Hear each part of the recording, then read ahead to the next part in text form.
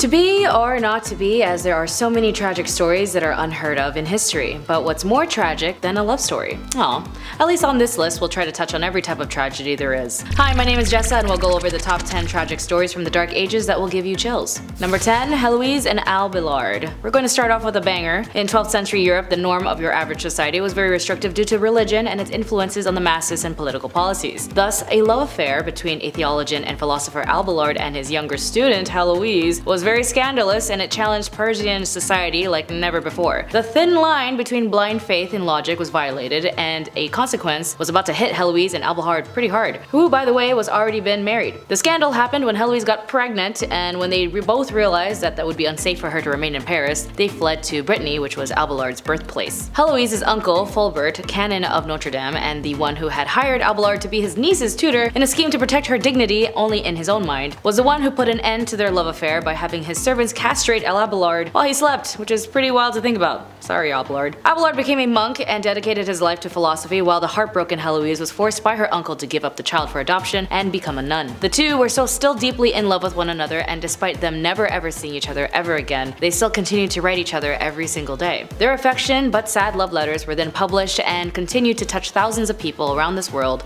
today. Number 9. Queen Brunhild. Revenge is a dish best served cold, but of course if you try you might not be as successful. For someone perhaps best known for her means of death, Queen Brunhild thrived during an astonishing 70 years of reaping revenge for her sister's death, ruling through her husband as queen consort, seizing rule as regent for her son, seizing rule again as regent for her grandsons, and then seizing rule as regent for her great-grandson. She won the friendship of Gregory the Great and Gregory of Tours and played a pivotal role in the Catholic Christianization of Francia. Ultimately though, it took every duke in 2 kingdoms and the United Kingdoms to defeat her forces in battle. When she and the nominal king were captured, he was executed pretty quickly, but for the queen, each of her limbs were tied to a different horse, which was then galloping off in 4 different directions. Number 8. Children's Crusade. No child should ever be used in adults' war. That is a fact, and it should be constantly reminded because history seems to be only left as a thing to be reflected on, and yet people still struggle to reflect. As in 1212, the unfortunate Children's Crusade occurred as a tragic event born out of religious fervor. The Children's Crusade involved thousands of young people, mainly young and adolescents, who was set out to reclaim the Holy Land. The crusade ended in disaster, with many children dying from disease, starvation, and even eventually being sold to slavery. As for the adults who sent them, they just marked these children as martyrs or just doing their duty for God. Number 7. The Jacquerie was a peasant uprising in France as it was triggered by a social inequality and the hardships caused by the 100 Years' War and the Black Death. The revolt was named after the Jacques, a term used to refer to the French peasantry, and the Jacquerie was a violent and unorganized rebellion marked by widespread atrocities on both sides. The rebellion was brutally suppressed, but it exposed the deep-rooted social tensions and grievances of the medieval peasantry. The peasants were burdened by heavy taxes, feudal obligations, and a rigid social hierarchy that favored the nobility. The peasants were burdened by heavy taxes, feudal obligations, and a rigid social hierarchy that favored the nobility. The devastating effects of the Black Death, a pandemic that swept through Europe and had reduced the population, has led to a shortage of labor and paradoxical increasing the bargaining powers of surviving peasants. The rebels targeted nobles, clergies, and anyone associated with the upper classes. As castles were sacked, aristocrats were brutally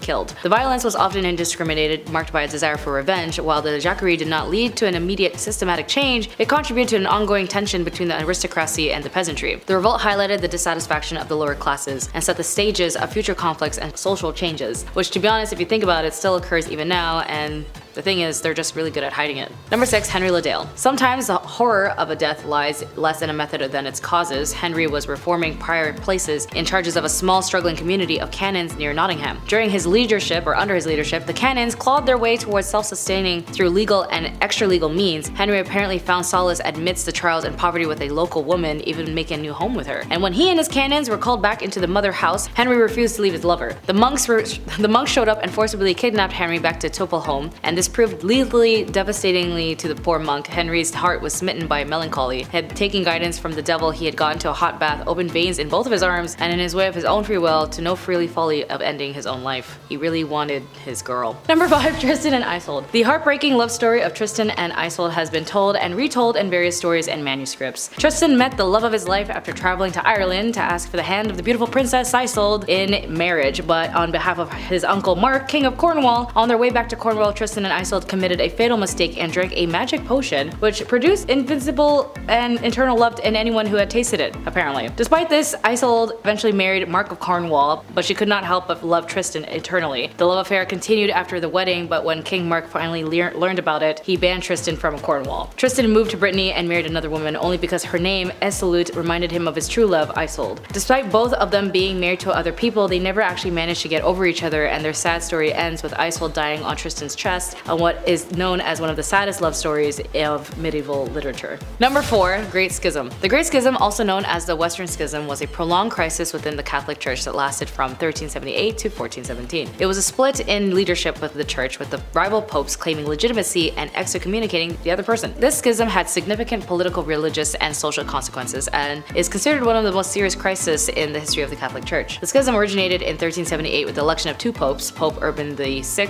in Rome and Pope Clement VII in Avignon. The division occurred due to the disputes of the legitimacy of the papal election and dissatisfaction with the Urban VI leadership style, and the Great Schism had a lasting impact on authority and prestige of the papacy. It also contributed to a broader questioning of the Church's authority and set stage for the Protestant Reformation in the 16th century. So why is it tragic? In some general senses, when it comes to faith, it is heavily essential for people to feel comfort, especially in the era of pre-technology and lack of enhancement gave people more fear. This division did lead to confusion, conflicts, and a loss of faith among the people, eroding the Church's influence. Think of it like when you're downstairs and you gotta run up the stairs to your room, and when you turn off the light at night because you're afraid of a demon going to chase you. Do you know what I mean?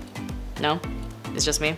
Okay, never mind. Number 3, Great Famine. The Great Famine of 1315 to 1317, often referred to as the Great Famine of the 14th century. It was a period of widespread food shortages and famines that affected most of Europe. This crisis had profound social, economic, and demographic consequences, and it was exacerbated by a combination of factors including adverse wealth conditions, crop failures, and social economic pressures. The period leading up to the Great Famine experienced abnormal weather conditions, including heavy rainfall, cold temperatures, and these conditions were leading to poor harvests and widespread crop failures, particularly of grain crops such as wheat, oat, and barley. The failure of these crops resulted into a shortage of food of both humans and livestock. As a consequence, there was a decline in agriculture productivity, and the famine conditions spread throughout Europe. The scarcity of the food and rising prices led to social unrest and upheaval, as desperate populations engaged in various forms of protests, including riots, uprising against local authorities and landlords. The famine strained existing social structures, and there's accounts of even cannibalism and extreme desperation. The breakdown of social order in some regions contributed to a sense of fear and chaos, as the Great Famine had a long-term effects on Europe's society. It contributed to changes in agricultural practices, with some regions shifting from harder to more resilient crops, and it had implications of labor relations and the feudal system. As the scarcity of labor increased, the bargaining power of the survival workforce. Number 2, the Spanish Inquisition. Initiated by the Catholic monarchs Ferdinand II and Isabella I, the Spanish Inquisitions aimed to enforce religious unity and eliminate heresy, at least what they believed, which in all honesty is very tragic considering thousands of people, including Jews and Muslims and suspected heretics, were prosecuted, tormented, and executed during this very vile period. While initially focused on the conversos, the Inquisition scope expanded to include a wide range of individuals, including those suspected of practicing Judaism or Islam in secret. Protestantism and other forms of heresy were also included. The Spanish Inquisition is infamous for its use of torment and punishment during the interrogations. While torment was not always employed, its reputation had become a symbol of Inquisition's harsh methods. Those found guilty faced punishments ranging from fines and public penances